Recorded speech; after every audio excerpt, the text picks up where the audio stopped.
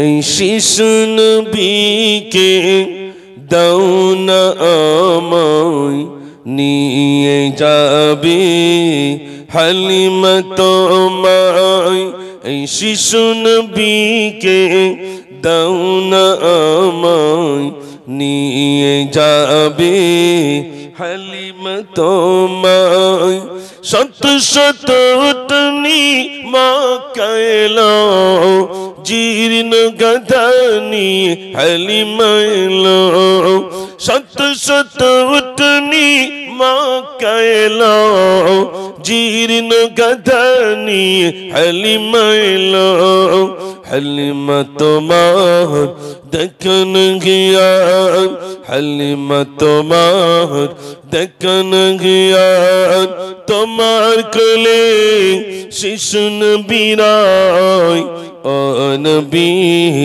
নবীজি আমার ও নবী নবীজি আমার ও নবী নবীজি আমার আল্লাহুম্মা সাল্লি আলা সবাই পড়েন মাওলানা মুহাম্মদ ওয়া আলা আলি সাইয়্যিদিনা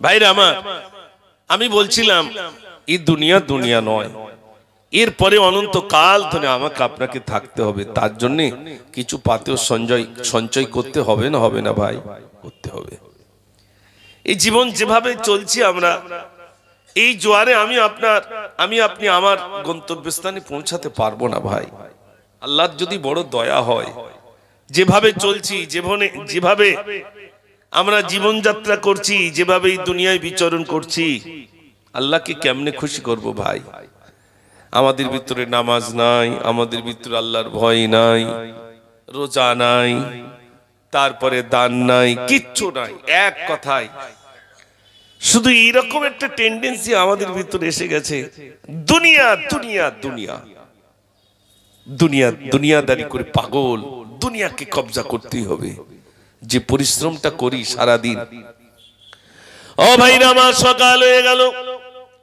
সকাল থেকে সন্ধ্যা পর্যন্ত ব্যবসা করলাম সন্ধ্যার পরে রাতে যখন বাড়িতে এলাম তখন খাতা বার করে হিসাব করা হয় আমার এই ব্যবসায় লাভ হয়েছে না লস হয়েছে কতটা বাকি গেল কতটা নগদ এলো কত টাকা এলো একটা হিসাব হয় না হিসাব হয় না প্রত্যেক দিনের ব্যবসা হিসাব হয় প্রত্যেক দিন যদি না পারি সপ্তাহে হিসাব করি প্রত্যেক দিন দোকানদাররা হিসাব করেন ক্যাশ কতটা কমেছে কতটা বেড়েছে আজকে কত টাকা সেল হয়েছে ৩০০০ টাকা না ১০,০০০ টাকা না ২০,০০০ টাকা সেল হলো এই ২০,০০০ টাকা সেল হলে আবার কত উপার্জন হবে এটা নিশ্চয়ই ব্যবসাদার জেনে ফেলবে ও ভাইরা আমার প্রতিদিন আমরা সূর্য অস্ত থেকে ও ভাইরা আমার সূর্যোদয় থেকে নিয়ে অস্ত পর্যন্ত সূর্য ডোবা পর্যন্ত এই যে আমরা সারা দিন বিচরণ করি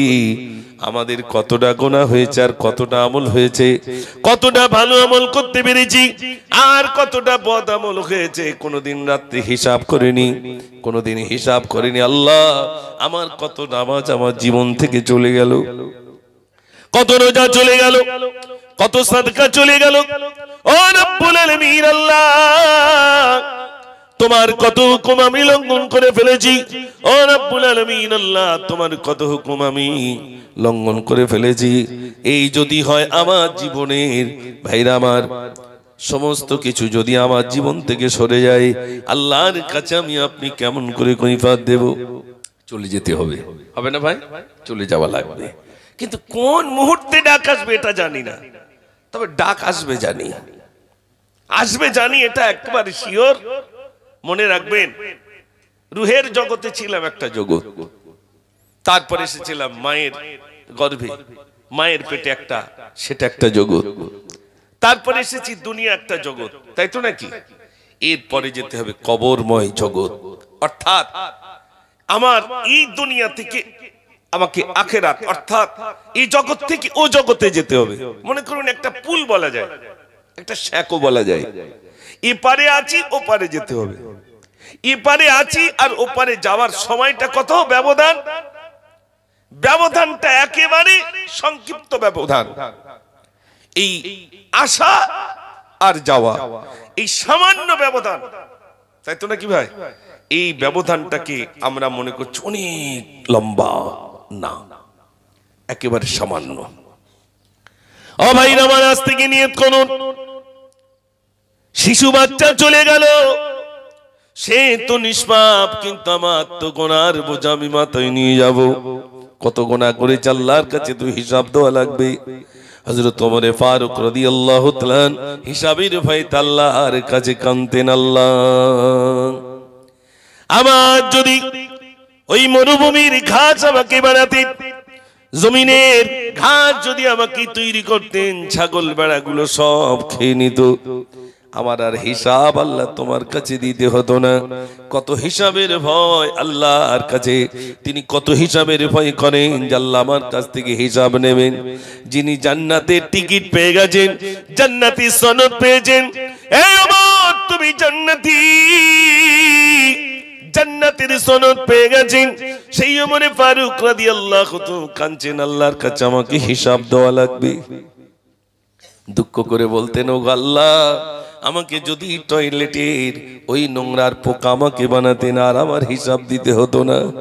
আল্লাহর কাছে যেদিন আমাকে হিসাব দিতে হতো না, কত ভয় করেন আল্লাহ তুমি তোমাকে হিসাব নেবে, আমার জীবনটা তুমি দিয়েছো আল্লাহ, তুমি তো আবার হিসাব তুমি আমাকে নেবে। এই যৌবন বয়সের সময়টা তুমি কোন কাজে ব্যয় করেছো, তুমি হিসাব দাও। সোনার ভাইরা, শুধু কি যৌবন কাল, এক কথায় 24টা ঘন্টা কি করেছি আর না করেছি, আল্লাহর হুকুম লঙ্ঘন করেছি, ভাইরা আমার নোংরা কাজে জড়িত ছিলাম, এসবের হিসাব আল্লাহর কাছে সেদিন দেওয়া লাগবে। সেদিন আমার আপনার জবান বন্ধ হয়ে যাবে।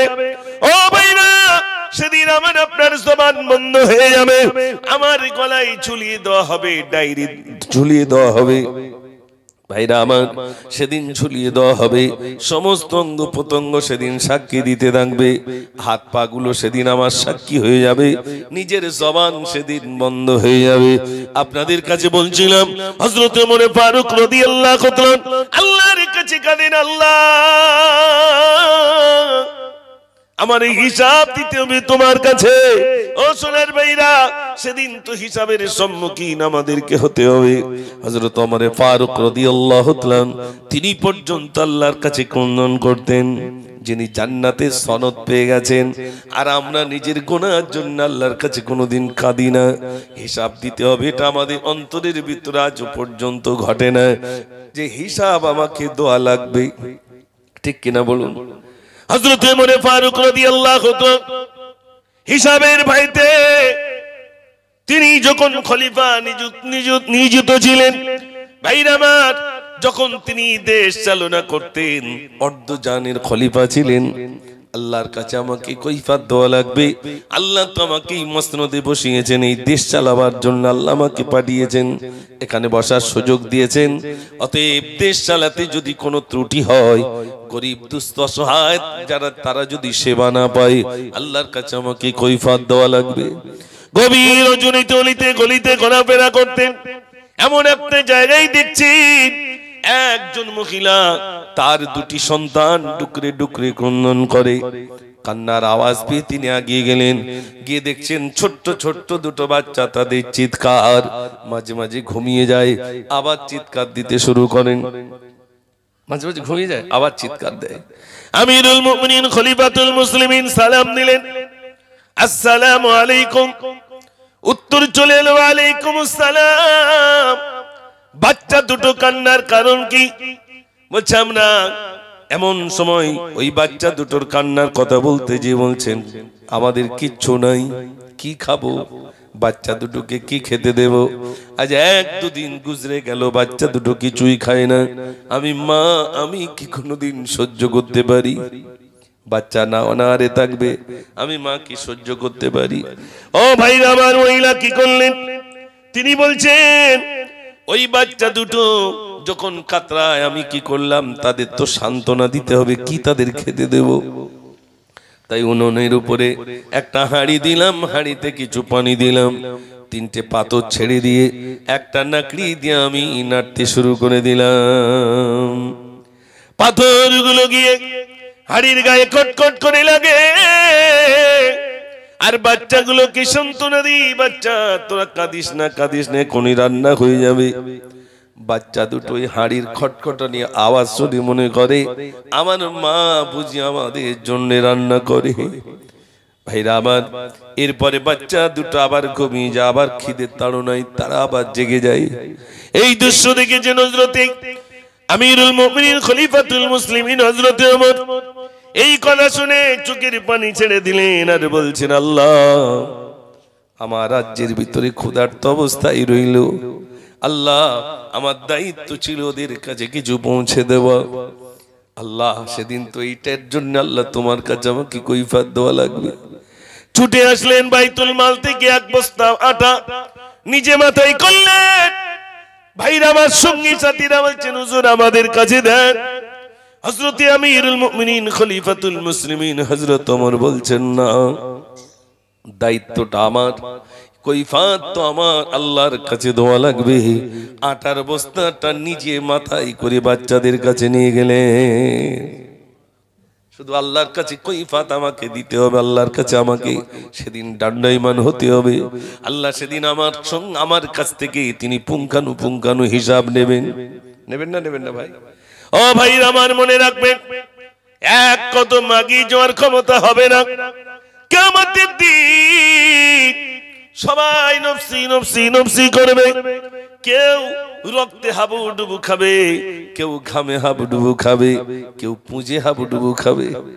সবাই কাতর হয়ে বলবে, আল্লাহ, আল্লাহ তুমি আমাদের হিসাবটা করে দাও, আর সহ্য করতে পারি না।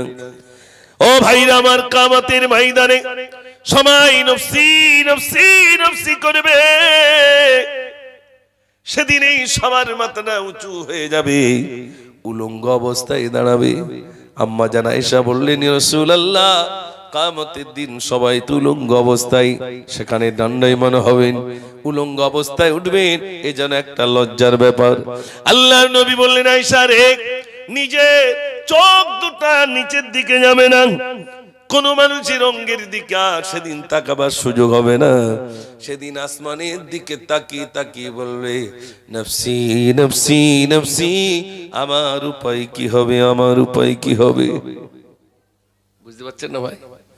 ও সোনার ভাইরা, কিয়ামতের দিন, মুসিবতের দিনে সবাই সেদিন নফসি নফসি নফসি করবে। যেদিন সবাই মারা যাবে, শুধু আজরাইল বেঁচে থাকবেন। আল্লাহ বলবেন, কে আজ জীবিত রয়েছে? হযরতে আজরাইল বলবেন, আল্লাহ, আমি শুধু একমাত্র রইলাম। আল্লাহ বলবেন, আজরাইল তুইও মরে যা, সব মারা যাবে, কেউ থাকবে না। সব ভাইরা আমার, সব মারা যাবে, কেউ থাকবে না। আল্লাহ সেদিন কাহারে যাবে, সেদিন বলবে, আজ রাজত্বের মালিক কে? কে নিজেকে খোদাই দাবি করেছিলে, আজ তারা সব কোথায়? আল্লাহ সেদিন রেগে যাবেন। ও সোনার ভাইয়ের, আল্লাহ সেদিন রেগে যাবেন। এখানে আমরা যারা আছি ভাই, কেউ দুনিয়ায় থাকবে না, সব ফানাফিল্লা হয়ে যাবে। এই যে পাহাড়গুলো আপনারা দেখতে যান, পাহাড়গুলো সেদিন তুলোর মতো উঠতে থাকবে। এই যে আসমানগুলো আছে, আসমানগুলো একটার পর একটা ঠাস ঠাস করে ভেঙে ভেঙে পড়বে। বুঝতে পারছেন ভাই? হ্যাঁ, কিছুই থাকবে না, কিছুই থাকবে না, কিছুই থাকবে না। এই ভাইরা আমার, জমিন থাকবে না, আসমান থাকবে না, সব ভেঙে চুরমার হয়ে যাবে। ভাইরা আমার, যে যার কবর থেকে সব ছুটতে থাকবে। কিয়ামতের দিন সিংহায় যখন ফুঁক দেওয়া হবে, ভাইরা আমার, যে যার কবর থেকে উঠে সেদিন ছুটতে থাকবে কিয়ামতের ময়দানে। আর ওই কিয়ামতের ময়দানটা হবে, এখন যে সমস্ত হাজী সাহেবরা হজে যান, আরাফাতের ময়দানে অবস্থিত হন, ওই ময়দানটা সেদিন কিয়ামতের ময়দান হবে।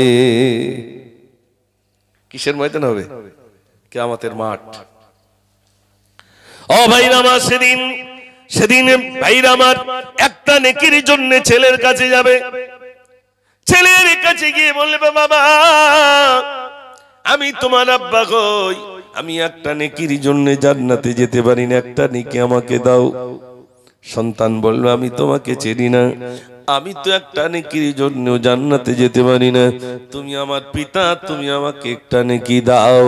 সেদিন বাপ ছেলেকে চিনবে না, ছেলে বাপকে চিনবে না। বিবির কাছে গিয়ে বলবো, বিবি তুমি তো আমার সহধর্মিনী ছিলে, বিবি ও বিবি তুমি আমাকে প্যার করতে, আমি তোমাকে মহব্বত করতাম, প্যার করতাম, বিবি একটা নেকির জন্য আমি জান্নাতে যেতে পারি না, এ বিবি তুমি আমাকে একটা নেকি দাও। বিবি বলবেন, না না, আমি তো একটা নেকির জন্য আটকে গেছি, তুমি আমার স্বামী, প্রাণের স্বামী, দুনিয়ায় আমাকে ভালো মহব্বত করতাম, আমি তোমাকে বিরাট প্যার করতাম, তুমি একটা নেকি দাও, আমি অন্তত জান্নাতে যাই। সেদিন বিবি স্বামীকে চিনবে না, স্বামী তার বিবিকে চিনবে না। বুঝতে পারছেন ভাই? সবাই নফসি নফসি নফসি নফসি, আমার উপায় কি হবে, আমার উপায় কি হবে। ও ভাইরা আমার, আজ আমরা এখানে যারা আছি, ওই মাসুম বাচ্চাগুলো যা চলে গেছেন, আল্লাহ যাদেরকে ডেকে নিয়েছেন, ভাইরা আমার, আল্লাহ এমন ঘুম পাড়িয়ে দেবেন, এমন ঘুম পাড়িয়ে দেবেন, কিয়ামতের দিন উঠবেন, কিয়ামতের দিন উঠবেন, চোখটা ডলতে ডলতে আর বলবে, আল্লাহ এত তাড়াতাড়ি তুমি আমাকে ঘুম ভাঙালে। একটু জোরে বলুন না সুবহানাল্লাহ। ও ভাইরা আমার, ওই মাসুম বাচ্চাগুলো যাদের কোনো গুনাহ নাই, কিছুই নাই, নিষ্পাপ নিষ্পাপ মাসুম বেগুনাহ মাসুম বাচ্চা যাদের চলে গেছে, ওই কিয়ামতের ময়দানে ওই বাচ্চাগুলো সেদিন বাপ মার খোঁজ করবে, আমার আব্বা কোথায়, আমার মাটা কোথায়। ওগো আল্লাহ, আমি তার কোলে এসেছিলাম, আমার মা আমাকে রেখে দিয়েছিলেন, আল্লাহ আমার মায়ের গর্ভে ছিলাম, আল্লাহ সবাই তার মাকে মা মা বলে রেখেছিল, কত মহব্বত মাকে করেছিল, মায়ের মহব্বত সে পেয়েছিল। আল্লাহ আমি ছেলে, আমার মায়ের মহব্বত থেকে আমি বঞ্চিত, আল্লাহ ওই ছোট্ট বাচ্চাটা সেদিন বলবে, আল্লাহ আমার আব্বার মহব্বত থেকে আল্লাহ আমি বঞ্চিত, আমার আব্বার ডাকতে পারি নাই, আমার আব্বার আমি খেদমত করতে পারি নাই, আমার মায়ের আমি খেদমত করতে পারি নাই, ওই বাপ মা কে না নিয়ে আমি তোরে জান্নাতে যাব না। জোরে বলুন না সুবহানাল্লাহ। ও সোনার ভাইরা আমার, এজন্য আমি আপনাদের কাছে বলতে চাই, সন্তান তো চলে গেছে, আর আমাদেরকে যাওয়া লাগবে, যাওয়া লাগবে না ভাই, আমাদেরকেও যেতে হবে, কোন মুহূর্তে যাওয়া লাগবে আমরা জানি না। তার জন্য তৈরি হন, সজাগ হন, সজাগ হন। ও ভাইরা আমার, আমি ইদানিং বলছিলাম, ইমাম গাজ্জালি রহমাতুল্লাহ আলাইহি, ভাইরা আমার, তানার কিতাবের ভিতরে মুকাশফাতুল কুলুব গ্রন্থের ভিতরে তিনি লিখেছেন, মানুষ যখন ইন্তেকাল হয়ে যায় তার কিছু নমুনা তিনি লিখেছেন, আর লিখেছেন মানুষ ইন্তেকালের পরে যখন কোনো মানুষ কাঁদে সব তিনি শুনতে পান, সব তিনি শুনতে পান, কিন্তু কিছুই বলতে পারেন না। তারপরে তিনি বলেন, আমার মুখটা একটুখানি খুলে দাও, কাপনের কাপড়টা একটু খুলে দাও, সাদের মেয়েটা দেখি, ছেলেটা দেখি, তাদের কন্যম তারা কাঁদছে, কিন্তু শুনতে পাবে, কিছুই বলার ক্ষমতা দেখবে না, তাড়াতাড়ি করে মুখটা বেঁধে দেওয়া হবে। সাদের সন্তান সবাই কাঁদছে, দেখছে, কিছু বলতে পারবে না। এখন বলুন ভাই, বাচ্চা কাচ্চা যখন দুনিয়ায় বেঁচে থাকতে কাঁদে, অন্তত সান্ত্বনা দেওয়ার জন্য হাত তুলে তাকে বলি, বাবা চুপ কর, কিন্তু যখন আপনি চুপ করার ক্ষমতাটা হারিয়ে ফেলবেন, তখন কষ্ট বেশি হবে না কম হবে? কষ্ট বেশি হবে না? বাচ্চাটা কাঁদছে, কিন্তু ওর একটু চুপ করতে বলতে পারছি না, বুক ফেটে যাচ্ছে। আল্লামা হুজুর লিখেছেন মুমিন ব্যক্তির নিশানা সম্পর্কে, ও ভাইরা আমার, মুমিন ব্যক্তির নিশানা সম্পর্কে হুজুর আল্লামা লিখেছেন, নাকের মাথাটা হালকা ডান দিকে বেঁকে যাবে, কপাল থেকে চাওয়াল থেকে ঘাম ঘাম হবে, তখন বুঝতে হবে ইনি হলেন প্রকৃত মুমিন। একটু জোরে বলুন না সুবহানাল্লাহ। আল্লাহ যেন আমাদের প্রত্যেককে ঈমানি হালতে আমাদের মৃত্যুটা নসিব করেন, বলুন আমিন। ও ভাইরা আমার, কিছুই সঙ্গে যাবে না, না ঘর বাড়ি যাবে, না আমার টাকা পয়সা যাবে, কিছুই সঙ্গে যাবে না, কিছুই সঙ্গে যাবে না। যাবে শুধু আমার আমল। যা ভালো কাজ করেছি সেটাও সঙ্গে যাবে, আর যা খারাপ করেছি সেগুলো কি বাড়ি থাকবে না যাবে? একটু জোরে বলে। সেগুলোও যাবে, নইলে হিসাবটা হবে কি করে?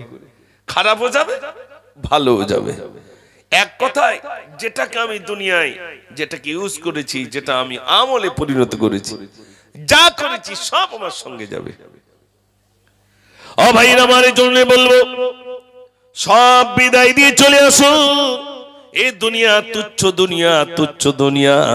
মসজিদের সঙ্গে সম্পর্ক রাখুন, 5 ওয়াক্ত নামাজ জামাতের সহিত আদায় করুন। শীতকাল হয়েছে তো কি হয়েছে ভাইরা আমার, ঠান্ডার সময় মসজিদে আসুন, জামাতের সহিত নামাজ আদায় করুন। 1 ওয়াক্ত নামাজ যদি কোনো ব্যক্তি চাকরিতে ছেড়ে দেয়, মনে রাখবেন 80 হোক বা জাহান্নামে পড়া লাগবে। জাহান্নামের আগুন বড় ভয়াবহ আগুন। দুনিয়ার আগুন তো সামান্য, এই আগুন থেকে 70 গুণ বেশি হলো জাহান্নামের আগুন। ওই জাহান্নামের আগুনে ভাইরা আমার ছোট্ট একটা কথা বলি। আল্লাহর নবী সাল্লাল্লাহু আলাইহি ওয়াসাল্লাম বলেছেন, কিয়ামতের দিন জান্নাতীরা জান্নাতে যাবে, জাহান্নামীরা জাহান্নামে যাবে। জাহান্নামীদেরকে যখন শিকল দিয়ে বেঁধে টেনে টেনে যখন নিয়ে যাওয়া হবে, জাহান্নামে ফেলার জন্য যখন নিয়ে যাওয়া হবে, জাহান্নামের দারোয়ানের সামনে, গেটের সামনে যখন নিয়ে যাওয়া হবে, জাহান্নামের দারোয়ান বলবে তোমরা দাঁড়াও। জাহান্নামের দারোয়ান বলবে দাঁড়িয়ে যাও। কোন নবীর উম্মত উম্মতি? তখন বলবে আমরা হলাম বিশ্ব নবী সাল্লাল্লাহু আলাইহি ওয়াসাল্লামের উম্মত উম্মতি। তোমরা বিশ্ব নবী সাল্লাল্লাহু আলাইহি ওয়াসাল্লামের উম্মত উম্মতি হয়ে জাহান্নামে কেমনে এসেছো? যে নবীর উম্মত হওয়ার জন্য নবীগণ পর্যন্ত কেঁদেছিলেন, সেই নবীর উম্মত হওয়ার জন্য যে নবীকে সৃষ্টি না করলে আল্লাহ কিছুই সৃষ্টি করতেন না, যে নবী সুপারিশ করবেন, যে নবী শাফাতের কান্ডারি, যে নবী আমাদের জন্য সিজদায় কেঁদেছেন, যে নবী বিশ্ব নবী সাল্লাল্লাহু আলাইহি ওয়াসাল্লাম আমাদের জন্য পেরেশান। ইয়া উম্মতি ইয়া উম্মতি, আমার উম্মত উম্মতির কি হবে? আজ তোমরা সেই নবীর উম্মত উম্মতি হওয়ার পরে জাহান্নামে কেমনে এলে? জাহান্নামের দারোয়ান পর্যন্ত লজ্জা পাবে। ইশারা শেষ নবীর উম্মত হওয়ার পরও জাহান্নামে কেমনে এলো? ও সোনার ভাইরা, বিশ্ব নবী সাল্লাল্লাহু আলাইহি ওয়াসাল্লামের উম্মত হওয়ার সৌভাগ্য আল্লাহ আমাদের তাকদীরে দিয়েছেন। ভাইরা আমার, আমাদের তাকদীরে দিয়েছেন 5 ওয়াক্ত নামাজ যদি পড়ি, 50 ওয়াক্ত নামাজের সওয়াব আল্লাহ আমাদের আমলনামায় দিয়ে দেবেন। একটু জোরে বলুন না সুবহানাল্লাহ। ও সোনার ভাইরা আমার, আল্লাহ পাক দোয়া কবুল করে নেবেন, আল্লাহ পাক মঞ্জুর করে নেবেন। ফিরে আসুন, ফিরে আসুন, ফিরে আসুন। আপনারা বলুন, কোন মানুষ যদি পুকুরে 2 হাত দিয়ে এমনি করে পানি ধরে, ওই পানি হাতে থাকবে না পালাবে? জোরে বলেন। হাতের ফাঁক দিয়ে যেমনি পানি পালায়, ঠিক দুনিয়াটা তেমনি পালিয়ে যাবে। দুনিয়া আঙুলের ফাঁকা থেকে পানি যেমনি আঙুলের ফাঁকা থেকে পালিয়ে যায়, মানুষ মৃত্যুবরণ করলে দুনিয়া পালিয়ে যাবে। দুনিয়াকে বলবে দুনিয়া তুই কিসের? দুনিয়া বলবে দুনিয়া তুই কেন চলে যাস? দুনিয়া বলবে বোকা, তুই আমার জন্য পাগল ছিলি, আমি তোর জন্য পাগল ছিলাম না। দুনিয়া সেদিন আমাকে বলবে তুই ভুল করেছিস, তুই আমার জন্য পাগল ছিলি, আমি তোর জন্য পাগল ছিলাম না। দুনিয়া সেদিন আমাকে ভাইরা আমার তিরস্কার করবে, বোকা আমি পাগল ছিলাম না। কিন্তু আজ আমরা দুনিয়ার মোহে পড়ে নিজেরা পাগল হয়েছে না হয়নি? এই দুনিয়ায় দুনিয়া আমাকে আবদ্ধ করে রেখে দিয়েছে। দুনিয়ার জেলখানায় আমি বন্দী হয়ে গেলাম, মসজিদে আসতে পারি না। কি জানো আমাকে চতুর্দিক দিয়ে বেড়ি দিয়ে ঘেরা দিয়ে আমাকে রেখে দিয়েছে। কি জানো আমাকে পায়ে শিকল দিয়ে বেঁধে রেখে দিয়েছে। মসজিদে যেতে পারি না, আল্লাহর হুকুম পালন করতে পারি না, নামাজ পড়তে পারি না। ও সোনার ভাইরা আমার, আজ থেকে তওবা করুন। যা নামাজ ছেড়ে গেছে আল্লাহর কাছে ক্ষমা চান।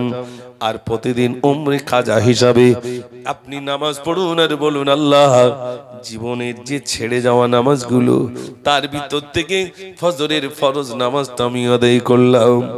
প্রত্যেক দিন যে নামাজ পড়বেন সেই নামাজের আগে অন্তত আপনি ওই কাজা নামাজটা আদায় করুন, আল্লাহ যদি ক্ষমা করেন।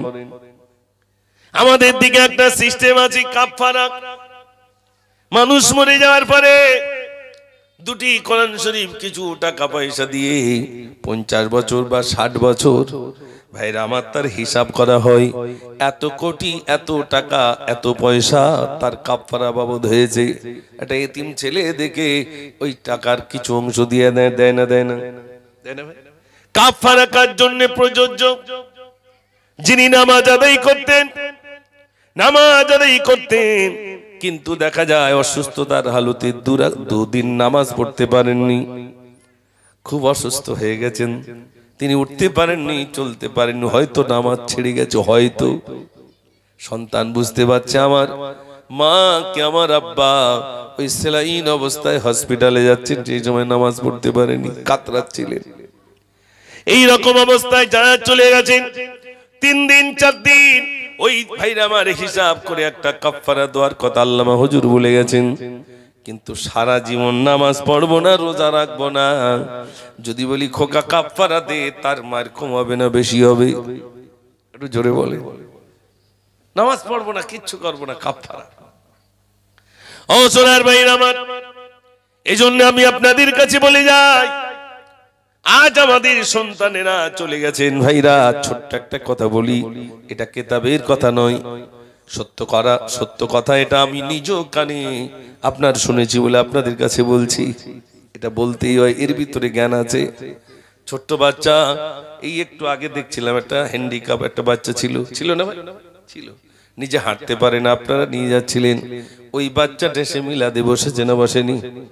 কিন্তু যাদের হাত পা ভালো এমন বাচ্চা এসে বসেছে কি, ও দুর্বল, ও এসে বসে গেছে, মিলাদ শুনছে। এইরকম একটা দুর্বল ছেলে ছিল ভাইরা আমার, তার ইন্তেকালের পরে আমি সেখানে গেলাম, তার আব্বা আমাকে দাওয়াত করেছিলেন। ঘরে গিয়ে যখন বসলাম, হুজুর আমার ছেলেটা যখন হসপিটালে ভর্তি ছিল আমাকে ডাকলো, আব্বা কই? আমি গেলাম, আমাকে ডেকে বলছে, আব্বা তোমাকে নামাজ পড়তে হবে। ছেলে বলছে তোমাকে নামাজ পড়তে হবে। আমি বললাম হ্যাঁ বাবা পড়বো। ছেলে বলছে শুধু নামাজ না, বাড়িতে পড়লে হবে না, মসজিদে গিয়ে পড়তে হবে। আব্বা বলল হ্যাঁ বাবা আমি জামাতের সহিত নামাজ আদায় করবো। বলছে আমাদের বাড়ি কিন্তু একটা মিলাদ দিতে হবে। বলছে হ্যাঁ বাবা দেবো। আরে দেখ না দুর্বল রে পাগল, এরা একটু আমার একটু ভালোবাসে, তা সেও এরকম ভালোবাসে, আমি জানতাম না। তার আব্বা আমাকে গল্প করছে, তো আমি সেই জলসায় গেছি। বলছে হুজুর দুর্বল ছেলে, ভালো খেতে পারতো না, নিজে গালে হাত তুলতে পারতো না, ভাত খেতে পারতো না, অথচ মসজিদ পর্যন্ত সে দুর্বল, অথচ হেঁটে হেঁটে এগিয়ে মসজিদে নামাজ আদায় করতো। প্রতিদিন মসজিদে গিয়ে নামাজ আদায় করতো। আমার ছেলেটা আমাকে ওই নসিহত করে গেল, আব্বা তুই নামাজ আদায় করবে। আমি একদিন দেখলাম আমার এই ছোট্ট ছেলেটা ঘরের ভিতরে বসা, কোরআন শরীফ নিয়ে হাত বুলাই। আমি বললাম সর্বনাশ, তুই অজু করিসনি, তুই কেন কোরআন শরীফ হাত দিয়ে পড়ছিস? মা বলছে ছেড়ে দাও, কোরআন মনে হয় না জানলে কেমনেও পড়বে, কোরআন না পড়েও যদি হাত বুলায় আল্লাহ পাক সে সওয়াবটাও তাকে দিয়ে দেবেন। জোরে বলুন সুবহানাল্লাহ। দুর্বল ভালো কথা বলতে পারে না ভাইরা আমার, সেই ছেলেটার নামাজের প্রতি এত মনোযোগ ছিল। আজ আমরা এখানে যারা আছি আমরা সবল, আমাদের হাত আছে পা আছে, সুস্থভাবে মসজিদ পর্যন্ত যেতে পারি, অথচ নামাজ পড়ি না। এখন আছে না নাই? জোরে বলে। ও সোনার ভাইরা, শীতকাল পড়ে গেল, কম্বল আমাকে ছাড়ে না। যদি এই কম্বল, এই বিরাট আরামের শয্যা ত্যাগ করে মসজিদে যেতে পারেন, কবরে যখন শোয়ানো হবে তখন আমাকে আপনাকে তুলে বসানো হবে। সবাই যখন চলে আসবে প্রথম প্রশ্ন করা হবে মান রব্বুকা, তোমার রবকে। একজন বলবে কান থেকে সরে যাও, তুমি কে? বলবে আমাকে কি চেনো না? বলবে না আমি তো তোমাকে চিনি না। বলবে শোনো আমার পরিচয়টা শোনো, আমি অন্য কেউ নই। শীতের সময় কষ্ট করে কাঁপতে কাঁপতে মসজিদে গিয়ে ঠান্ডা পানি তো উজু করে একটা চাদর মুড়ি দিয়ে কাঁপতাম। ইমাম সাহেব যখন নামাজ পড়াতেন আমি পিছনে গিয়ে বলতাম আল্লাহু আকবার। আমি অন্য কেউ নই, আমি হলাম তার বন্ধু নামাজ। একটু জোরে বলুন না সুবহানাল্লাহ। প্রথম বন্ধু কি হলো? জোরে বলেন। নামাজ। প্রথম বন্ধু আমার নামাজ হয়ে গেল। ও ভাই নামাজ, প্রথম বন্ধু নামাজ। আর কেউ আমার বন্ধু হলো না। ভাই আমার প্রথম বন্ধু বলতে আমার প্রথম যে ছিল দুনিয়া চলে গেল। আর যেই মাটি দেওয়ার সময়, মারা যাওয়ার সময় প্রথম তো দুনিয়া চলে গেল। আর দ্বিতীয় বন্ধু আসবে, সে বেশি দূর যাবে না, কবর পর্যন্ত যাবে। ঠিক কিনা ভাই? মাটি দেওয়া হবে, সবাই কিন্তু চলে যাবে আর বলবে ভাই আর দাঁড়াতে পারছি না, বাড়ি দুটো গরু রেখে এসেছি, তাদের আবার খাওয়া দিতে হবে, ভাই আমি চলে যাই। বলবে না? বলবে না? যদি একটু লেট করেন বলবে কি সর্বনাশ, তাড়াতাড়ি করো, আমাকে অনেক দূর যেতে হবে, না আসলে নয়। তাই এসে অন্তত মান রক্ষার্থে। এরকম আছে না? আছে না? সত্যি যদি মহব্বতে আসতো, একজন মারা গেলে যদি মহব্বত করে আসতো, তাহলে আপনার পাশে বসে অন্তত কোরআন পড়তো। শুধু চোখের দেখা দেখে সেই চার দোকানে এবার গল্প শুরু। ঠিক বলছি না ভুল বলছি? চার দোকানের ধারে এবার গল্প শুরু। ছেলেপিলে সব ভালো আছে, জমি জায়গা কতটা কিনে গেছে। ঠিক বলছি না ভুল বলছি ভাই? কতটা কি করি গেল না গেল এই হিসাব নিকাশ লেচ্ছে। ছোট ছেলেটার কতটা দিয়েছে, বড় ছেলেটার কতটা দিয়েছে, কটা দোকান করেছে, এইলে সে টেনশন এখন। সত্যি যদি মহব্বত করতেন, কাফনের কাপড় পরার লোক পাওয়া যাচ্ছে না, গোসল দেওয়ার লোক পাচ্ছে না। মারা গেছে, তার চাচার কাছে গিয়ে চাচা আমার আব্বা মরে গেছে, তা শুনেছে মনে হয় শরীরটা একটু খারাপ, গায়ে একটু ঘা পাচড়া ছিল। বলছে খোক আমি ঠান্ডার সময় আর গোসল দিতে পারিনি, আমার সাইনাস রোগ। আর গোসল দিল না। ছেলেটার বলছে খোকা তা তোর বাপের তুই গোসল দে, বলে আমার ভয় লাগে। তাহলে গোসলটা দেবে কে? এখন আমাদের দিকে ভাই খাটিয়া ধরার লোক হচ্ছে না। খাটিয়া ধরে যেটু কবরস্থান পর্যন্ত লে যাবে সে লোক নেই। আর থাকবে কি? সব ফ্রি ফায়ারে শেখাচ্ছে সব ছেলে, ছোট থেকে আর বড় পর্যন্ত। না মসজিদ মুখো করছে, না কোরআন শেখায়, না দিন শেখায়, শুধু শেখাচ্ছি বুড়ির কার্টুন দেখ, ছোটবেলার থেকে কার্টুন দেখ, বড়বেলার থেকে ছবি দেখ। ঠিক বলছি না ভুল বলছি ভাই? এই দেখিয়ে দেখিয়ে তার লাইফটা শেষ করে ফেললাম। মরে গেলি তা ও আর কত যত্ন করবে বলে মনে হয় ভাই? তাহলে আমাদের ছেলেগুলো যারা চলে গেছে তো আলহামদুলিল্লাহ, আর যারা আছে তাদেরকে তৈরি করতে হবে না? হবে না? ওই ছেলেটার জন্য বাপ কিয়ামতের দিন আটকে যাবে, কাঠগোলায় দাঁড়াতে হবে। ওই মেয়েটার জন্য দাঁড়াতে হবে। ওই ছেলে মেয়ের জন্য আমি বাপ, আমাকে জাহান্নামে যেতে হবে। ছেলেটা চুল কেটেছে, তার মানে বাঁদর ছাড়। বাপটা দেখতে যায় কত লেছে চুল কাটা, ছি ছি ছি। বাপের হাতে মাননি। সব হুজুররা বলবে মিলাদ দিচ্ছে, তা হুজুরির বলে দিচ্ছে হুজুরের এখানকার ছেলে পিলে চুল টুল একটু এ করে কেটেছে, একটু কায়দা করে বলে। তা হুজুর বলবে কেন? আমি বাপ, আমি বলবো না? ঠিক বলছি না ভুল বলছি ভাই? গার্জিয়ান তো বলবে। 60-70 টাকা 80 টাকা না, 300 400 500 টাকায় চুল কেটে গেছে, তার দিক তাকানো যাচ্ছে না। ছি ছি। আমাদের ওই ছেলেটাকে বাঁচাতে হবে ভাইরা। বড় কষ্টের কথা আপনাদের কাছে বলছি। ওই ছেলেটা যদি দিন হারা হয়ে যায়, তাহলে সে কৈফিয়ত কিন্তু আল্লাহর কাছে আমাকে দিতে হবে। মেয়েটা যদি বেপরদায় চলে, আর বেপরদা বলতে আর কি বলবো আপনাদের, মেয়েটা যদি বেপরদায় চলে, আল্লাহর কাছে সেদিন বাপ হিসাবে কৈফিয়ত দেওয়া লাগবে। ওই মেয়েটার জন্য আমাকে জাহান্নামে যেতে হবে। বাড়ির অনেক সদস্য জানা রয়েছেন, 8-10 জন বাড়িতে খাওয়া দাওয়া করে, কেউ নামাজ পড়ে না, শুধু চাচা একলা নামাজ পড়ে। চাষিটা খামখেয়ালি, এক আধ দিন পরে না পড়লে আর কি বলবেন তার ঠিক নেই। ছেলে বৌমা তো মোটে মাথা ঠোকে না, এরম বাড়ি আসে না নেই ভাই? একটু জোরে বলে। তাহলে সেই বাড়িতে কি করে রহমত আসবে? একদিন মিলাদ দে জান্নাত পেয়ে যাব না। ও সোনার ভাইরা, বাড়িতে তালিম না, নিজের বৌমাটাকে বলুন, ও বৌমা শোনো, তুমি নামাজ পড়ো, তুমি নামাজ পড়ো।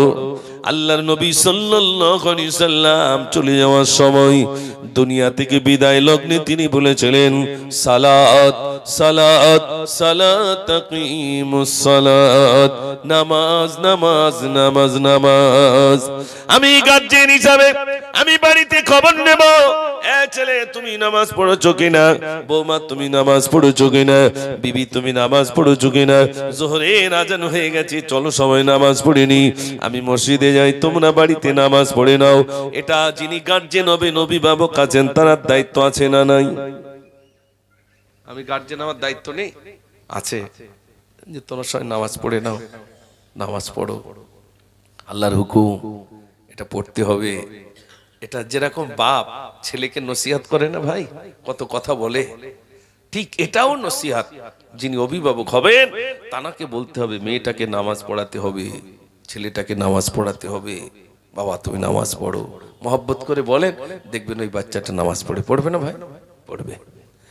ও ভাই, আমার মা যদি নামাজ পড়ে, ছোট্ট বাচ্চাটা মায়ের পাশে দাঁড়িয়ে মার দিকে তাকায়, আবার নিয়ত বাঁধে, মা রুকুতে যায়, বাচ্চা রুকুতে যায়, আর বাচ্চা মা যখন সেজদায় যায়, বাচ্চাটাও সেজদায় চলে যায়, কখনো মায়ের কোলে উঠে বসে, আর ওই বাচ্চাটা শেখে আমার মা কেমনি নামাজ পড়ে। বাচ্চাটা তা দেখে দেখো বিকলতাই করে না, করে না? ও সোনার ভাইরা, আমাদের ছেলেরা, আমাদের মেয়েরা নামাজ পড়া শিখতো, যদি বাপ মা নামাজি হতো, বাচ্চাটা নামাজ পড়া শিখতো। কিন্তু বাপ মা এত পরিমাণ মোবাইল দেখে, বাচ্চা সহ্য করতে পারে না।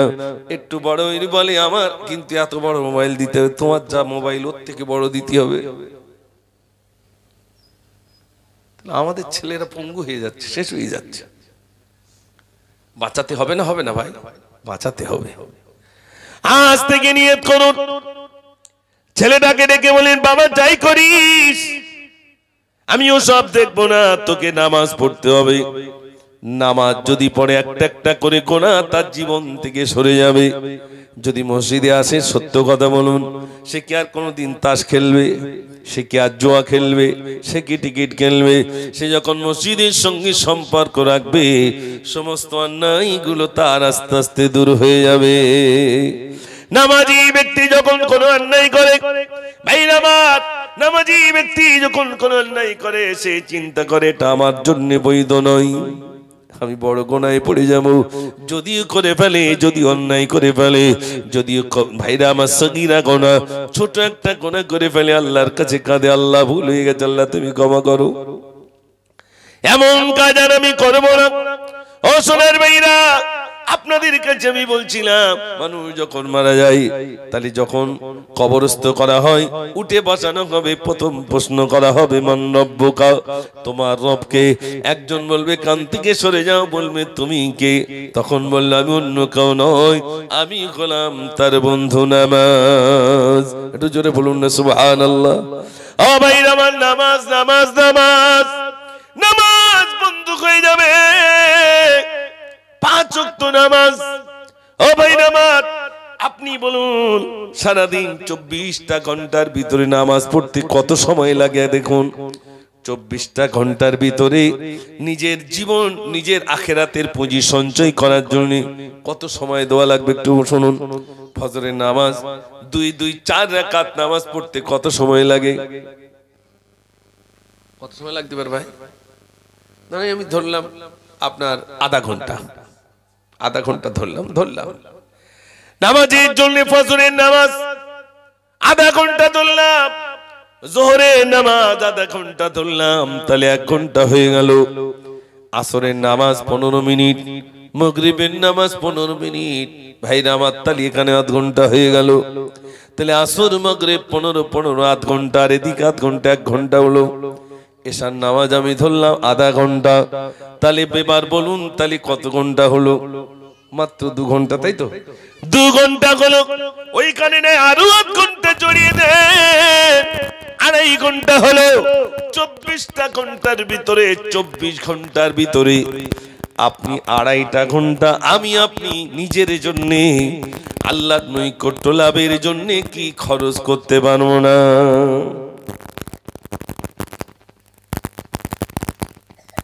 পারবো না ভাই? পারবো। কিন্তু এই 2.5 ঘন্টাকে আমাদের জীবন থেকে সরিয়ে দিচ্ছে না ভাই? এই 2.5টা ঘন্টা আমার থেকে চলে যাচ্ছে, আপনি হিসাব করে দেখেন, যেন বিরাট একটা কষ্ট।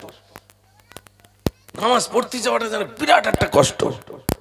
আর ওই সিরাজপুরের মাঠে খেলা হবে সকাল থেকে আর রাত 1টা পর্যন্ত, পাছা ভিজে যাচ্ছে, তাও সিট ছাড়তেছ না। ঠিক বলছি না ভুল বলছি? সিট ছাড়তেছ না, যদি আবার কেউ এসে বসে আমি দেখতে পাবো না। সকাল থেকে আর ওদিকে রাত 12টা পর্যন্ত বসে দিয়ে সিট ছাড়ে না। আর নামাজের জন্য মাত্র কত মিনিট ভাই? 2.5 ঘন্টা। 24টা ঘন্টার ভিতরে 2.5টা ঘন্টা নিজের জন্য, অন্যের আমরা যদি নামাজ না পড়ি আল্লাহর কি খুব ক্ষতি হবে নাকি ভাই? একটু জোরে বলে। কিচ্ছু হবে না। আল্লাহর কত ফারিস্তা রয়েছে জানেন? অগণিত ফারিস্তা। আল্লাহ রাব্বুল আলামিনের অগণিত ফারিস্তা জানা সিজদায় রয়েছেন। সিজদায় আল্লাহ তাসবিহ তেলাওয়াত করেন। কত ফারিস্তা রুকু অবস্থায় রয়েছেন, কত ফারিস্তা দাঁড়িয়ে দাঁড়িয়ে আল্লাহর জিকিরে লিপ্ত রয়েছেন। একটু জোরে বলুন না সুবহানাল্লাহ। এই তো গেল ফারিস্তাদের কথা। আল্লাহ পাক যত মাখলুকাত সৃষ্টি করেছেন ভাইরা আমার, সবাই আল্লাহর তাসবিহ তেলাওয়াত করেন, সবাই আল্লাহ আল্লাহ আল্লাহ জিকির করেন, সবাই মহান রবকে ডাকেন। ও সোনার ভাইরা আমার, আল্লাহ রাব্বুল আলামিনের সৃষ্টিকুলের দিকে তাকান। তারা যদি মহান রবকে আল্লাহ বলে ডাকে, আল্লাহ কাল্লাহ বলে ডাকে, কিন্তু একমাত্র আল্লাহ বলেন, বান্দা আমি সৃষ্টির সেরা করে আমার বান্দাদেরকে তৈরি করলাম। ও সোনার ভাইরা, আল্লাহ আমাদের সৃষ্টির সেরা করে তৈরি করেছেন। আল্লাহ রাব্বুল আলামিন বলেন, আল্লাহ বলেন আমি মানুষ এবং জিন জাতিকে সৃষ্টি করেছি আমার ইবাদতের জন্য। ও ভাইরা আমার, সেই ইবাদত থেকে আমরা দূরে রইলাম, সেই ইবাদত থেকে আমরা দূরে রইলাম। আল্লাহ পাক আমাদেরকে এত সুন্দর করে বানানোর পরেও আল্লাহর হুকুম থেকে আমরা গাফিল হয়ে রইলাম। ও ভাইরা আমার, সিরাজপুরের ভাইরা আমার, আজ থেকে নিয়ত করুন জীবনে 1 ওয়াক্ত নামাজ আমি ছেড়ে দেব না ইনশাআল্লাহ। জোরে বলুন না ইনশাআল্লাহ। ইনশাআল্লাহ। ভাই একটা করে বন্ধু বানাবেন। কিরকম বন্ধু জানেন? ওই মনে করুন আপনি মসজিদে যাচ্ছেন, রাস্তায় কোন একটা ভাই দাঁড়িয়ে, চলো ভাই যাই মসজিদে যাই নামাজ পড়ে আসি, এইটুকু কথা বলবেন। প্রত্যেক দিন যদি 1-8 বার করে বলেন, যাবে না ভাই? একটু মহব্বত করে না, একদিন চা খাওয়াবেন। একটা করে বন্ধু যদি মসজিদ পর্যন্ত নিয়ে যাওয়া যায়, ওই বন্ধুটা আর 5 জনকে নামাজ, আপনি ইন্তেকাল করবেন, সে নামাজ ধরে ফেলেছে, সেইবার আর 5 জনকে বানাবে, ওই 5 জন আর 10 জনকে বানাবে, ওই 10 জন আর 20 জনকে বানাবে। তার মানে আপনি কলা গাছের একটা তেড় পুঁতে দিলেন, তাই তো নাকি? সে তা থেকে এখন কাঁদি চলতেই আছে না চলতেই নেই ভাই? তা থেকে এখন চলতেই আছে, আর আপনি কবরে শুয়ে শুয়ে সওয়াব পেতে থাকলেন। একটু জোরে বলুন না সুবহানাল্লাহ। এই ব্যবসাটা মনে আমাদের অত বুঝে আসেনি। আমাদের বুঝে আসে 50,000 দিলি 3 লাখ কি করে হবে, 5,000 দিলি 20,000 কি করে হবে। এই ব্যবসাটা আমরা ভালো জানি না ভাই। এই লাভ নগদ লাভ, এই লাভটা বুঝি ভালো, ওই লাভটা বুঝি না। ভাইরা আজ মসজিদে দেখেন মুসল্লি কম না বেশি? একটু জোরে বলো। ফজর গেল ঘুমের ঘরে, জোহর গেল হেলে দুলে, আবার আসিরের ওই আজান দিলে আমি কাজে রওনা। নামাজ হলো জান্নাতের ওই ঠিকানা, নামাজ হলো জান্নাতের ওই ঠিকানা। মাগরিবের ওই আজান শুনি চা খেতে ওই বসি আমি, সবাই ওযু করে যাই যে দেখি আমার নামাজ হলো না, নামাজ হলো জান্নাতের ওই ঠিকানা। ভাবছে এশার আজানটা, এশার নামাজটা বাড়ি গিয়ে পড়বো। এশার আজান দিলে পরে ভাবি পড়বো নামাজ ঘরে গিয়ে। বিবি বাচ্চাকে দেই কোলে তুলে, বিবির কাজই ফুরায় না, নামাজ হলো জান্নাতের ওই ঠিকানা। কবি লিখেছেন এমন ভাবে দিন কাটিলে কবরেতে কি বলিবে। বলি ও মুজাফফর তুমি জানো নামাজ পড়া ছেড়ো না, নামাজ হলো জান্নাতের ওই ঠিকানা। একটু জোরে বলুন না সুবহানাল্লাহ। নামাজ কি? জান্নাতের ঠিকানা। সে নামাজ আমাদের নাই। এখানে অনেক ভাইরা আছেন নামাজ পড়তে গেলে যে এক্ষুনি আপনার বড় দাড়ি রাখতে হবে এমনটা না, এমনটা না। আস্তে আস্তে দেখবেন এসে যাবে।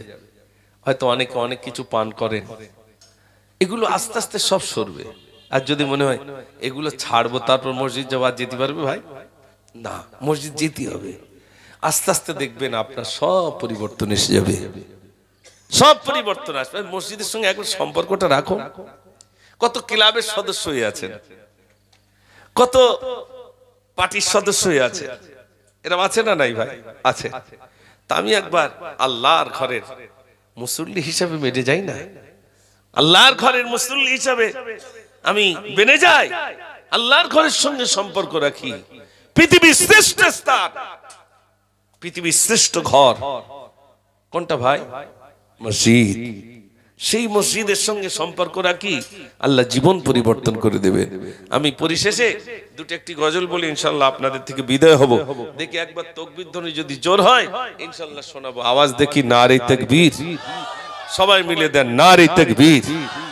আমি লিখেছিলাম আল্লাহ তোমায় আমি ভুলেছি,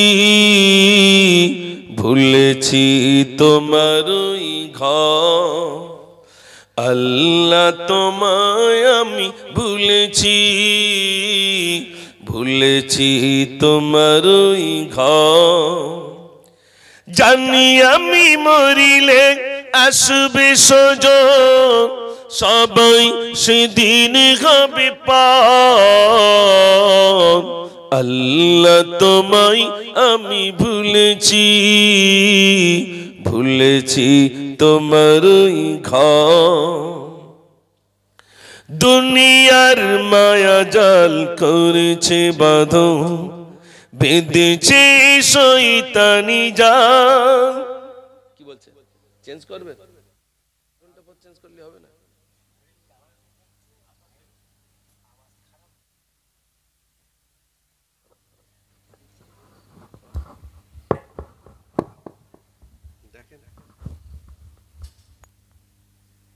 দরুদ পড়েন আল্লাহুম্মা সাল্লি আলা, সবাই পড়েন মাওলানা মুহাম্মদ ওয়া আলা আলি।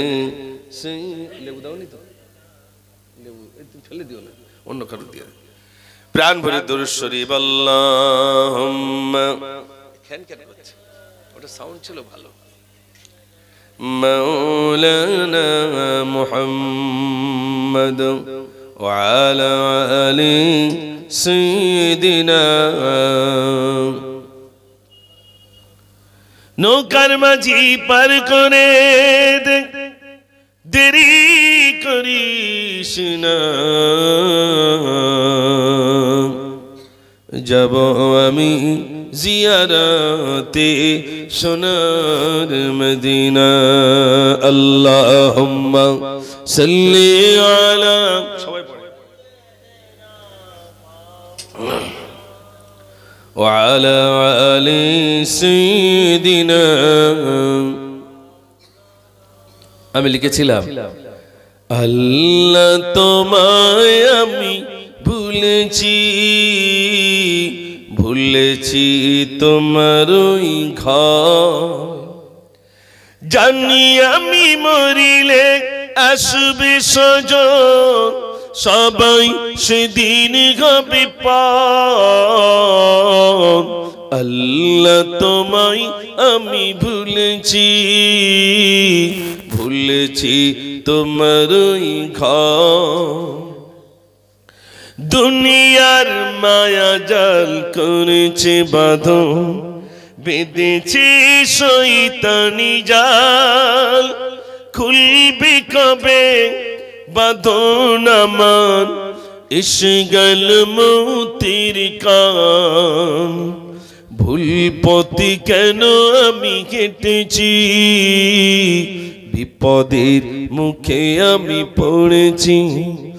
জানি আমি মরিলে আসবে স্বজন, সবাই সেদিন হবে পার। আল্লাহ তোমায় আমি ভুলেছি, ভুলেছি তোমারই ঘর। একবার সবাই প্রাণ ভরে একটু দর্শে পড়ুন আল্লাহুম্মা। ও ভাই এসেছেন?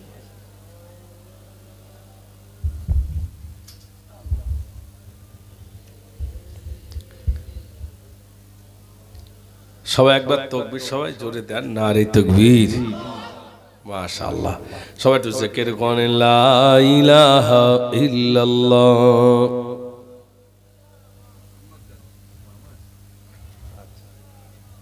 লাইট জ্বলবে।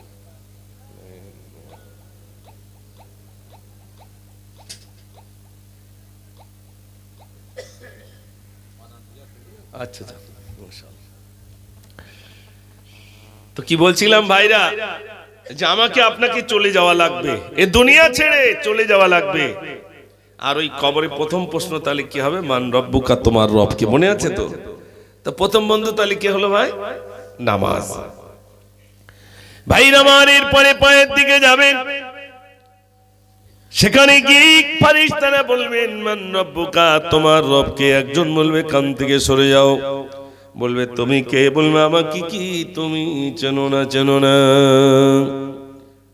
বলবে না আমি তোমাকে চিনি না। তুমি কে? কমিয়ে দেছো তো? হ্যাঁ কমিয়ে দাও, তুমি কমিয়ে, ও লোক বাড়া এই করো দুজন। কিসের? না না তো আওয়াজ হচ্ছে না, ও কি করতে লেগেছো? যোদ্ধা ওইটা তোমার ৩-৪ জন হেডমাস্টার হলে খুব সমস্যা। গাড়ি চালাতে গেলে একজন চালাতে হয়, ২-৩ জন চালালে ওইরকম যাবে। কেউ কর্ডলেস খুলতেছে, কেউ জোর দিচ্ছে। সবাই তাকবীর দেন নারে তাকবীর। মনিটর দাও না। হ্যাঁ ও তো চিচি করবে, কানের এই জায়গায় রাখলে আরো হবে। কোথায় রাখতে আগে শিখতে হবে, ওইটা কোন জায়গায় রাখলে চিচি করে না সেইটা শেখো আগে। মাস্টার বললে হবে না। তা তুমি এসে মরা দিচ্ছ কেন?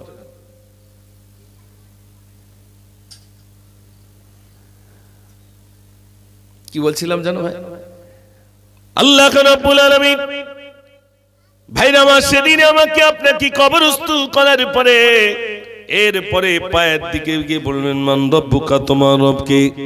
একজন বলবে কান থেকে সরে যাও, বলবে তুমি কে? বলবে আমাকে কি তুমি চেনো না? বলবে না আমি তোমাকে চিনি না। বলবে আমার পরিচয় অন্য কিছু নয়, আমি 12 মাসে একটি মাস, সেটা হলো রমজান। আল্লাহ রাব্বুল আলামিনের নৈকট্য লাভের আশায় আমি রমজানের রোজা রেখেছিলাম। আমি অন্য কেউ নয়, আমি হলাম তার বন্ধু রোজা। একটু জোরে বলুন না সুবহানাল্লাহ। আল্লাহ রাব্বুল আলামিন, ও সোনার ভাইরা, সেদিন আমাকে কবরে রাখার পরে এরপরে ভাইরা আমার বাম দিকে চলে যাবে এবং ডান দিকে ফেরেশতা যাবেন, গিয়ে বলবেন মান রব্বুকা, তোমার রব কে? তোমার রব কে? ও ভাইরা আমার, আল্লাহ সেদিন জিজ্ঞাসা করবেন তোমার রব কে? কবরে আমাকে আপনাকে সওয়াল করা হবে মান রব্বুকা, আমান নবিয়ুকা আমান দীনুকা আমান নবিয়ুকা। ভাই আমার সেদিন আমাকে আপনাকে সওয়াল করা হবে। সেদিন আমি হয়তো আপনি যারা এখানে উপস্থিত রয়েছি, যদি ঈমান আলোতে আল্লাহ পাক মৃত্যু নসিব করেন, যদি মুমিন আলোতে আল্লাহ পাক মৃত্যু নসিব করেন, তখন যদি জিজ্ঞাসা করেন মান রব্বুকা, তোমার রব কে, তখন আমি আপনি কি আমার রবের কথা বলতে পারবো না? তখন বলতে পারবো যদি ঈমান হালতে মুমিন হিসাবে আল্লাহ যদি আমাকে আপনাকে মৃত্যু নসিব করেন। ও ভাই আমার, কবর প্রথম মঞ্জিল, প্রথম মঞ্জিল। সেখানে যদি আমি আপনি ছাড়া পেয়ে যাই, আর কোন মঞ্জিল আল্লাহ আমাকে আপনাকে বাঁধাবেন না। প্রথম মঞ্জিল যদি আসানের সহিত আমি পার হতে পারি, আল্লাহ পাক প্রতিটা ঘাটি আমার আপনার জন্য সহজ করে দেবেন। কিন্তু প্রথম ঘাটিতেই যদি বিপদে পড়ে যাই, ভাইরা আমার, ওখান থেকে আবার আযাব শুরু হয়ে গেল। ও ভাইরা আমার, আজ যদি মুমিন হয়ে যান, দুনিয়ায় ঘুম কমিয়ে যদি নামাজ আদায় করতে পারেন, এখানে অনেকেই রয়েছেন, এই সিরাজপুরের অনেক বাবাজিরা সত্য কথা বলুন, আপনাদের এখানে সারা রাত ধরে ফেসবুক চালিয়েছে, এমন লোক কি গুনে গুনে লোক কি পাওয়া যাবে না? একটু জোরে বলেন, পাওয়া যাবে। সারা রাত ফেসবুক দেখেছে, রাত পার হয়ে গেছে, এমন লোক পাওয়া যাবে। সারা রাত জুয়া খেলেছে, এমন লোক খুঁজে পাওয়া যাবে। সারা রাত জুয়া খেলেছে, সারা রাত মদ খেয়েছে, পড়ি পড়ি নোংরা কাজে ছিল, এমন লোক কিন্তু খুঁজে পাওয়া যাবে। কিন্তু এবার বলুন, এমন লোক কি খুঁজে পাওয়া যায়? সারাটা রাত ধরে নামাজ আদায় করেছেন, সেজদায় গিয়ে কেঁদেছেন, আল্লাহর নৈকট্য লাভের আশায়, আল্লাহর ভয়েতে নিজের চোখের পানি ফেলে ফেলে সারা রাতটা কেঁদেছেন, এমন মানুষ কি পাওয়া যাবে? জোরে বলে, দূরবীন আনলি তাও পাওয়া যাবে না, এই লোকটা পাওয়া যাবে না। কিন্তু এই লোকের তো অভাব নাই, মোবাইল দেখতে দেখতে রাত পার করে ফেলে, যে লোকের অভাব নাই। ও ভাইরা, নোংরা কাজ করতেই রয়েছি, করতেই আছি, এ লোকের অভাব নেই। কিন্তু আল্লাহর ভয়তে চোখের পানি ফেলা লোকের অভাব আছে না? নাই, আছে। ছোট্ট একটা দৃষ্টান্ত বলি। শেখ সাদী রহমাতুল্লাহ আলাইহি, তিনি তার ঘটনাবলীর ভিতরে লিখেছেন, শেখ সাদী রহমাতুল্লাহ আলাইহি অনেক ঘটনা লিখেছেন, তার ভিতরে একটা ছোট্ট ঘটনা বলি, যার ভিতরে আমাদের জ্ঞান লুকিয়ে রয়েছে। শেখ সাদী রহমাতুল্লাহ আলাইহি বলেন, এক রাজা, যে রাজার কাছে একটা বিরাট বড় লাঠি ছিল, লাঠিটা উপহার দেবেন, কাকে দেবেন? বলছে আমার রাজ্যের ভিতরে যে সব থেকে পাগল তাকে দেব। খুঁজে খুঁজে একটা পাগল ধরে আনা হলো। এ পাগল, আমার লাঠিটা তোমাকে উপহার দেব, তবে শোনো শোনো, তোমার থেকে যে বেশি পাগল তোমার লাইফে যদি তুমি দেখতে পাও, যে আমার থেকে বেশি পাগল হইতে লাঠিটা তার হাতে দিয়ে দিও। ঠিক আছে ভাইরা আমার। কিছুদিন পরে যখন লাঠি পেয়ে রাজদরবার থেকে চলে গেল, 2 বছর পরে মনে হলো আমার রাজা আমাকে লাঠি উপহার দিয়েছিল, অন্তত রাজদরবার থেকে ঘুরে আসি। যেই না রাজদরবারে এসেছেন, দেখছেন বহু মানুষের সমাগম। কি হয়েছে এখানে? বলছে তুমি কি জানো না? বলছে না। বলছে রাজা মশাই মারা যায়। বলে বলো কি? বলছে হ্যাঁ। ও ভাই আমার, রাজা মশাই মরে যায়? বলছে হ্যাঁ। সকলকে অপেক্ষা করে রাজার কাছে এসেছেন। রাজা মশাই কি হয়েছে? বলছে আমি মারা যাব। বলছে মরে কোথায় যাবেন? বলছে কবরে যাব। বলছে কবরে যাবেন তো বালিশ কাঁথাকে নিয়েছেন। বলছে বোকা, কবরে আবার বালিশ কাঁথা লাগে, তুই চলে যা। বোকা বলে রাজা মশাই খাট নেবেন না, আপনি তো নিচেই শুতে পারেন না, আপনি কি কবরের জন্য খাট নিয়েছেন? বোকার কথা শুনে রাজা মশাই বলছে বোকারে, কবরে খাট লাগে না, খাট লাগে না, তোষক লাগে না, তুই চলে যা। বোকা আবার বলছে রাজা মশাই সিংহাসন নিয়েছেন, নইলে বিচার করবেন কোথায়? প্রতিদিন সকাল হলে আপনি বিচার করেন, সেখানে আবার বিচার করবেন তো সিংহাসন কোথায়? বলছে বোকা, কবরে সিংহাসন লাগে না, ওসব কিছু লাগে না, তুই চলে যা। বোকা এবার বলছে রাজামশাই বুঝেছি, 60 বছর জিন্দেগিতে দুনিয়ার খাট বানিয়েছেন, দুনিয়ার সিংহাসন বানিয়েছেন, দুনিয়ার আসবাবপত্র বানিয়েছেন, কিন্তু কবরে সরঞ্জাম তৈরি করতে পারেন নাই। আমি বুঝেছি আমার থেকে যদি সব থেকে বেশি পাগল বেশি হয়, আমার থেকে কয়েক ডিগ্রি পাগল যদি বেশি দেখা হয়, সেটা হলেন আপনি। লাঠিটা আপনি নেন, জাল লাঠি তার কাছে চলে গেছে। বোকা তো ওই যে নামাজ ছেড়ে দিচ্ছে, ফজরের নামাজ, জোহরের নামাজ, আসরের নামাজ, মাগরিবের নামাজ, এশার নামাজ, প্রত্যেকদিন নামাজ চলে যাচ্ছে। ও লোক কি চালাক? একটু জোরে বলে, লোক বোকা। আমরা দুনিয়ায় বলি ওই বোকা, শুধু মসজিদ যাচ্ছে, একটু দেখে না, ব্যবসা বাণিজ্য করবে বাবা, দুটো খাবে, ও হচ্ছে চালাক। আর যে মসজিদে যায় ও বোকা না ভাই, বোকা তো ওই যে দুনিয়ার মোহে পড়ে রয়েছে, কি বোকা। আর যিনি আখিরাতের চিন্তা করেছেন, দুনিয়াকে তুচ্ছ করে দিয়েছেন, যা দুনিয়া প্রয়োজন নাই, তিনি হলেন চালাক। জোরে বলুন না সুবহানাল্লাহ। দুনিয়া করবেন না কেন? অবশ্যই। তাই বলে নামাজকে বিসর্জন দিয়ে?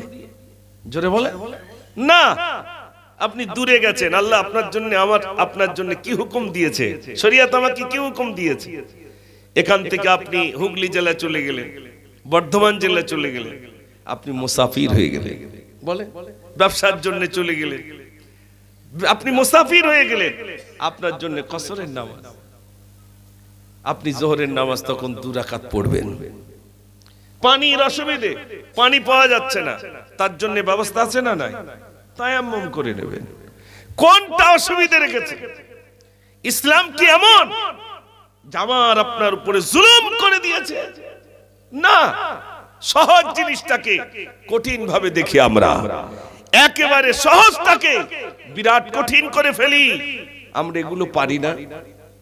ব্যবসায় গেছেন, অনেক দূরবর্তী ব্যবসায় চলে গেছেন, সফরে গেছেন, আপনার জন্য নামাজটা 2 রাকাত হয়ে গেল। আহা, আপনি মুসাফির হয়ে গেলেন। আবার আল্লাহর নবী বলছেন মুসাফিরের দোয়া কবুল হয়ে যায়। একটু জোরে বলুন না সুবহানাল্লাহ। পিতামাতার দোয়া যেমন কবুল হয়, মুসলিমের দোয়া যেমন কবুল হয়, মুসাফিরের দোয়া কবুল হয়ে যায়। মজলুম, যার উপর জুলুম করা হচ্ছে,